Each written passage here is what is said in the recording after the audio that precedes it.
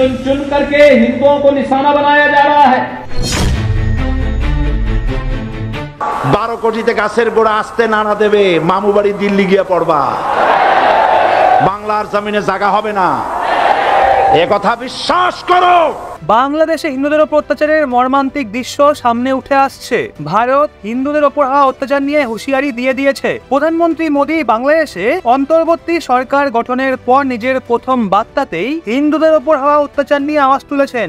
বাংলাদেশের কট্টরপন্থীদের ভয়ে ভারতে পালিয়ে আসতে চায় বহু হিন্দু।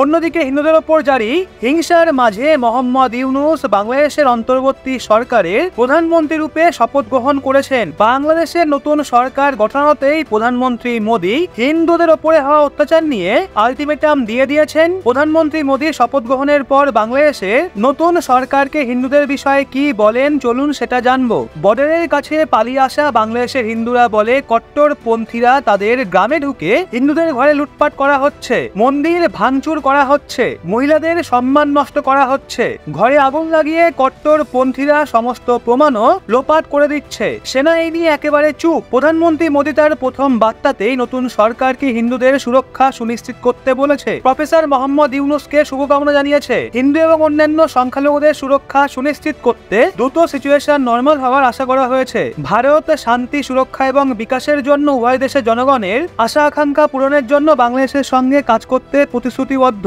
অর্থাৎ ভারত বাংলাদেশে হিন্দুদের সুরক্ষার বিষয়টা নিয়ে যথেষ্ট সতর্ক। বর্ডারের কাছে থাকা ভারতীয়রা বারবার বলছে যদি একবার অনুপ্রবেশ শুরু হয়ে যায় তাহলে সেটা গোটা দেশের জন্য বিপজ্জনক হবে। অবশ্যই বাংলাদেশে হিন্দুদের সুরক্ষা অত্যন্ত গুরুত্বপূর্ণ।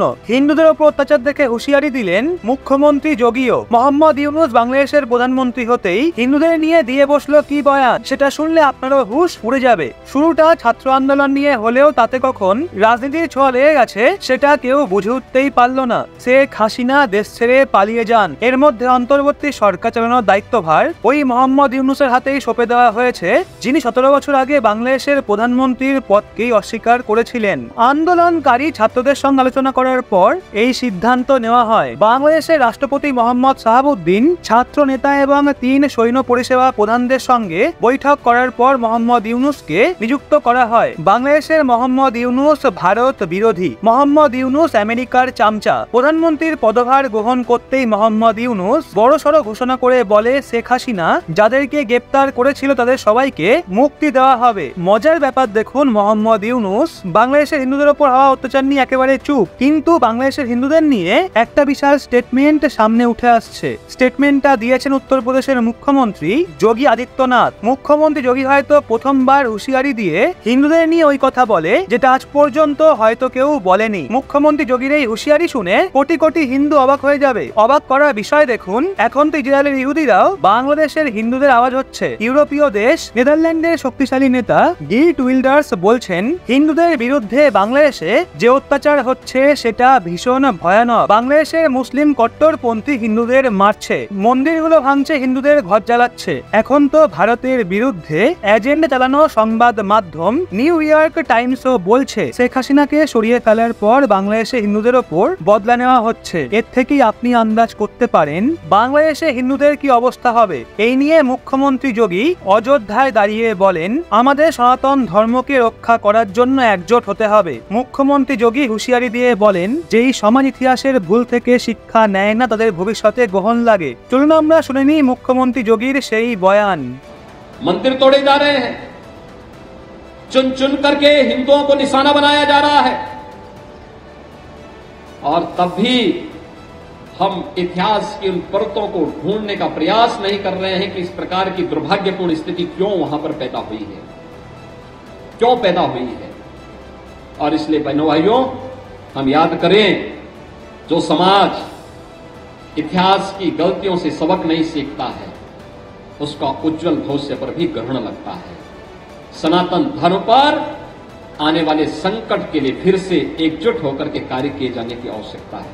इसके लिए एकजुट होकर के लड़ने की आवश्यकता है। যদি আপনার মনে কখনো প্রশ্ন আসে ইতিহাসের যে কট্টরপন্থী ইসলামী ইনভিডার্স এছাড়াও খলজিরা ভারতের যে ঐতিহাসিক স্থান নালন্দা, বিক্রমশিলা, দন্তাপুরী এবং সনপুরী বিশ্ববিদ্যালয়ের ওপর হামলা করে আজ থেকে প্রায় 800-900 বছর আগে কিভাবে তারা সেখানকার বইপত্রকে জ্বালিয়ে নষ্ট করে সেটারই একটা ছোট্ট টেলার গতকাল বাংলাদেশে দেখতে পাওয়া গেছে। একজন স্টুডেন্ট হাতে বই নিয়ে সেই জায়গা দিয়ে যাচ্ছিল। সেই স্টুডেন্টের ভুল এটাই ছিল যে সে একজন কট্টরপন্থী মানসিকতা সম্পন্ন লোকের সাথে ধাক্কা খেয়ে গেছিল। আর দেখুন সেই স্টুডেন্ট বা ছাত্রের বইয়ের সাথে ওই কট্টরপন্থী লোক কি করেছে। সেই বইকে ছিঁড়ে তাকে লাথি মেরে পায়ের নিচে রাখাও কম ছিল না, বরং তার উপর থুতুও ফেলেছে। এখন কি সেই বই ছিল সেটা জানা যায়নি, কিন্তু এই ভিডিওটা থেকে বোঝা যাচ্ছে যে আজ থেকে প্রায় 800-900 বছর আগে যখন ভারতের নালন্দা, বিক্রমশিলার মতো ঐতিহাসিক ইউনিভার্সিটির ওপর হামলা হয়েছিল হয়তো তখন এরকমই পরিস্থিতি ছিল। বাংলাদেশে আজকের সময় যা কিছু হচ্ছে সেটার পেছনে কোথাও না কোথাও শেখ হাসিনারও অনেক ভুল রয়েছে। যখন আপনার কোনো ছোট দেশ থাকে আর আপনার প্রতিবেশী হিসেবে থাকে কোনো বড় দেশ, তখন আপনার ইন্টারেস্টে সেই বড় এবং পাওয়ারফুল দেশের প্রতি জুড়ে থাকে, তখন আপনাদের সেই দেশের গাইডেন্সেই চলতে হয়। কিন্তু বাংলাদেশের ক্ষেত্রে তার পাশের বড় পাওয়ারফুল দেশ ছিল ভারত। যখন কোনো ছোট দেশ নিজের সুবিধার জন্য দুই বা তার বেশি বড় পাওয়ারফুল দেশের সাথে ইনভলভ হয়ে থাকে আর তার অবস্থাও নেপাল, ভুটান বা পাকিস্তানের মতো হয়ে থাকে। নেপালে তো গত 32 বছরে 32 বার প্রাইম মিনিস্টার চেঞ্জ হয়ে গেছে। আর যদি পাকিস্তানের বিষয়ে বলা হয় তো আপনার জানাই থাকবে পাকিস্তান যে আমেরিকা এবং চীনের মধ্যে থাকে, পাকিস্তানের কোনো প্রাইম মিনিস্টারই তো তার ফুল টার্ম পর্যন্ত পূরণ করতে পারেইনি। তৃতীয় এক্সাম্পল হলো ইউক্রেন। ইউক্রেন তার প্রতিবেশী দেশের সঙ্গে অ্যালায়েন্স তৈরি করার বদলে আমেরিকা, ইউকে, জার্মানি এবং ন্যাটোর হুমকি দিয়ে রাশিয়াকে ভয় দেখানোর চেষ্টা করেছিল। আজ তার ফল গোটা বিশ্বের সম্মুখে রয়েছে। একটা ছোট দেশের জন্য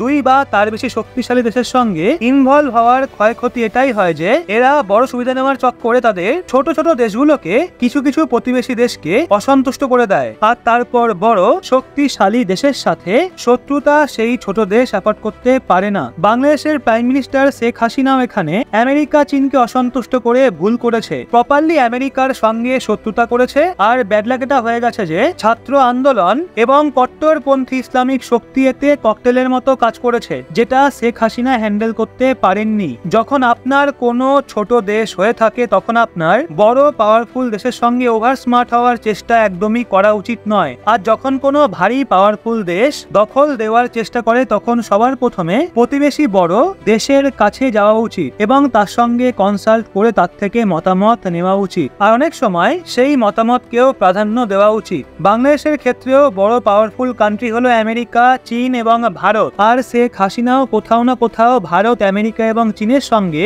ট্রায়াঙ্গেল তৈরি করার চেষ্টা করছিল। কিন্তু অন্যদিকে বাংলাদেশের প্রাইম মিনিস্টার শেখ হাসিনার ভারতের গাইডেন্সের ওপর আগে অগ্রসর হওয়ার কথা ছিল, কিন্তু এখন তার কাছে পস্তানো ছাড়া আর কিছুই করার নেই। No doubt Sheikh Hasina secular Bangladesh এবং যেখানে হিন্দুরাও সেফ থাকবে এর জন্য যথেষ্ট চেষ্টা করেছিল, কিন্তু শেখ হাসিনা যে 100টা ভুল কাজ করেছেন তা একদমই এড়িয়ে যাওয়াও যায় না। এখানে এটা একদমই বলা যাবে না যে এটা কোনো শক্তিশালী দেশের কূটবুদ্ধি ছিল, এটা বলা একটু ভুল হতে পারে। শেখ হাসিনার সঙ্গে খারাপ এটা হয়েছে যে তিনি ওভার স্মার্ট হওয়ার চেষ্টা করেছিলেন এবং অন্য দেশের সঙ্গে কিছুটা ইকোনমিক ইন্টারেস্ট এবং কিছু বিলিয়ন ডলারের জন্য ভারতকে কাউন্টার করার জন্য আমেরিকা এবং চীনকে ব্যবহার করতে চেয়েছিল, কিন্তু সেই জিনিস তাকেই ব্যাকফায়ার করে গেছে। খবর আসছে যে ভারত অনেক আগেই শেখ হাসিনাকে ওয়ার্নিং দিয়ে বলেছিল যে কট্টরপন্থী শক্তির ওপর কন্ট্রোল স্থাপন করতে। এছাড়াও শেখ হাসিনা বাংলাদেশের ইলেকশনের সময় তো অপোজিশন পার্টিকে যথেষ্ট দুর্বল করে দিয়েছিল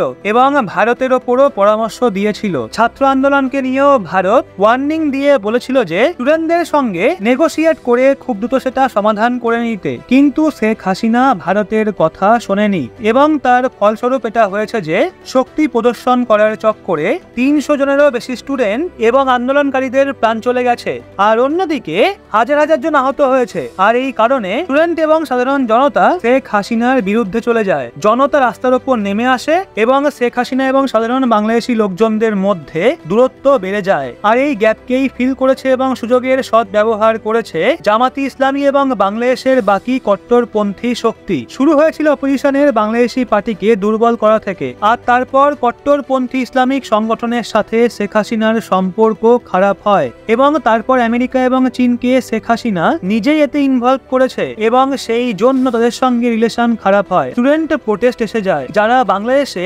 অপোজিশন পার্টি এবং কট্টরপন্থী সংগঠনের সাপোর্ট পায়। আমেরিকা, চীন এবং পাকিস্তানের পক্ষ থেকেও সাপোর্ট পায়। এই সমস্ত ককটেল হয়ে একসাথে মিশে যায়, আর তার কারণেই শেখ হাসিনা বাংলাদেশ ছেড়ে ওয়েস্টার্ন কান্ট্রির কাছে আশ্রয় চায় এবং তাকে দেশ ছেড়ে পালিয়ে ভারতে আসতে হয়। আর এখন কোন ওয়েস্টার্ন কান্ট্রি শেখ হাসিনাকে অ্যাসাইলাম নিতে অস্বীকার করছে। এখন এখানে ইসরায়েলের একটা পারফেক্ট এক্সাম্পল রয়েছে, একটা ছোট দেশ যে তার অস্তিত্বে লড়াই লড়ছে। শুরু থেকেই ইসরায়েল একটাই বড় এবং পাওয়ারফুল কান্ট্রির হাত ধরে রেখেছে, আর সে হলো আমেরিকা। ইসরায়েল কখনোই চেষ্টা করেনি আমেরিকাকে ব্ল্যাকমেল করার জন্য রাশিয়া এবং চীনকে ব্যবহার করতে। যখন দুটো বড় বড় শক্তিশালী দেশ রাশিয়া এবং চীন, এই দুই দেশ ইসরায়েলের অনেকটাই কাছাকাছি রয়েছে, কিন্তু আমেরিকার গাইডেন্স এবং আমেরিকার সঙ্গে থাকার কারণে ইসরায়েলের কেউ কিছুই করতে পারছে না। এখন এরকমই সেম জিনিস করার কথা ছিল বাংলাদেশেরও ভারতের গাইডেন্সে অগ্রসর হওয়া উচিত ছিল। আর অনেক সময় ভারতের অ্যাডভাইসের ওপর প্রাধান্য দিয়ে সেই কথাকে মানতেও হতো, যেটা শেখ হাসিনা কখনোই করেনি। আর তারই ফলাফল এখন সবার সামনে। এখন যে পরিস্থিতি হয়ে রয়েছে সেটা আপনারা দেখেছেনই। বাংলাদেশের সাথে ভারতের 4090 কিলোমিটারের দীর্ঘ বর্ডার রয়েছে। কিছু দৃশ্য বেরিয়ে এসছে দু একটা লোকেশনে। আপনি এখন চিন্তা করুন বাকি জায়গাতে এখন কি অবস্থা হয়ে রয়েছে। বর্ডারে এই অবস্থা দেখে ভারত সরকার বিএসএফ এর সঙ্গে সঙ্গে ইন্ডিয়ান আর্মিকেও অ্যালার্ট করে রেখেছে। বাংলাদেশের চারিধারে 5টা স্টেটে বর্ডার রয়েছে, সেগুলো হলো আসাম, পশ্চিমবঙ্গ, মিজোরাম, মেঘালয় এবং ত্রিপুরা। আর মোদী সরকার এই 5টা স্টেটে ইন্ডিয়ান আর্মি এবং ইন্ডিয়ান এয়ারফোর্সের সমস্ত ইউনিটকে হাই অ্যালার্টে থাকার আদেশ দিয়েছে। বাংলাদেশ এই সময় চারিদিক দিয়ে বিএসএফ এবং ভারতীয় সেনার দ্বারা ঘেরা। আর যদি বিএসএফ দ্বারা কোনো বর্ডার সিচুয়েশন হ্যান্ডেল না হয় তাহলে ভারতীয় সেনাদের সাহায্য করার জন্য ঝাঁপিয়ে পড়বে। বন্ধুরা, এখন এই সম্পূর্ণ বিষয়টা নিয়ে আপনাদের কি মতামত কমেন্টের মাধ্যমে অবশ্যই জানান।